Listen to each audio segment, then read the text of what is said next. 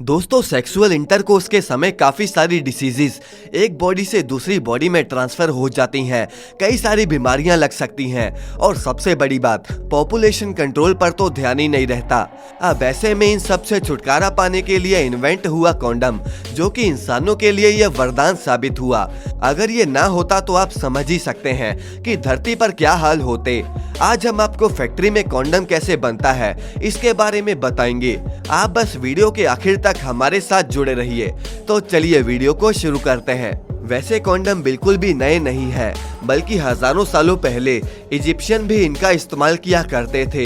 ये पहले लिनन से बनाए जाते थे, लेकिन 1855 में रबड़ के कॉन्डम मार्केट में आने शुरू हो गए और 1920 के बाद रबड़ की बजाय लेटेक्स से कॉन्डम बनने शुरू हो गए।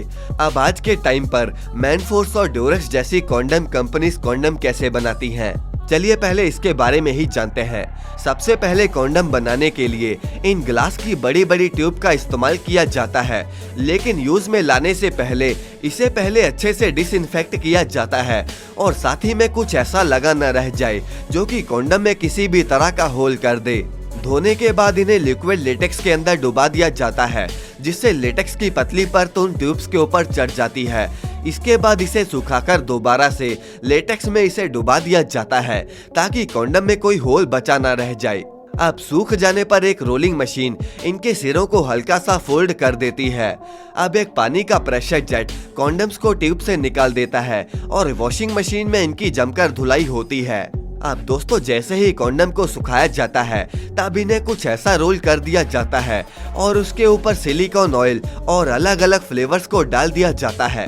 दोस्तों, इन कॉन्डम्स को अब पैक कर लिया जाता है, लेकिन अभी एक सबसे जरूरी स्टेप बचा हुआ है। इन कॉन्डम्स के पूरे स्लॉट से कुछ कॉन्डम को पिक करके उसकी टेस्टिंग करी जाती है। अब ये टेस्टिंग वाला पार्ट काफी जरूरी है। अब जैसे कि पहले तो इन कॉन्डम्स को ट्यूब पर डालकर इन पर बिजली पास करवाई जाती है। दोस्तों, आपको बता दें कि लेटेक्स से कभी बिजली पास नहीं होती और टेस्टिंग में बिजली पास हुई तो समझ जाइए कि कॉन्डम में कहीं ना कहीं होल है और ऐसा होने पर पूरे स्लॉट को ही सस्पेंड कर दिया जाता है और 1 लाख कॉन्डम से भी ज्यादा को बाहर फेंकना पड़ सकता है। और अगर वो इस टेस्ट में पास हो जाए तो उनके लिए एक और टेस्ट इंतजार कर रहा होता है। दरअसल आईएसओ के मुताबिक हर एक कॉन्डम में कम से कम 18 लीटर हवा स्टोर होनी चाहिए। अब इस केस में भी कॉन्डम में हवा भरी जाती है और अगर कॉन्डम में 18 लीटर हवा नहीं भरी गई और या फिर उस दौरान कॉन्डम फट जाए तो भी उस केस में पूरे बैच को सस्पेंड कर दिया जाता है। अब दोस्तों, इसके बाद आता है तीसरा टेस्ट, जिसमें कॉन्डम के अंदर पानी भर के कुछ ऐसे लटका दिया जाता है और 1 मिनट तक देखा जाता है कि कहीं इससे पानी लीक तो नहीं हो रहा। दरअसल कई बार इनमें ऐसे छोटे होल्स भी निकल आते हैं जो कि नेकेड आंखों से देखे ही नहीं जा सकते, और अगर वही होल वाला कॉन्डम आप तक पहुंच गया तो आपके डॉक्टर का खर्चा भी काफी बढ़ सकता है। अब दोस्तों, इस टेस्ट के बाद एक फाइनल टेस्ट की बारी आती है, जिसमें कॉन्डम के अलग अलग टुकड़े करके उन्हें वैक्यूम सील्ड ट्यूब में रख दिया जाता है। इसके बाद माइक्रोस्कोप की मदद से उन्हें अच्छे से चेक कर लिया जाता है ताकि हम यह इंश्योर कर सकें कि मैन्युफैक्चरिंग के दौरान इनमें किसी भी तरह के जर्म्स या फिर बैक्टीरिया वगैरह ना हो। और इन सभी टेस्ट के बाद इसे मार्केट में भेज दिया जाता है।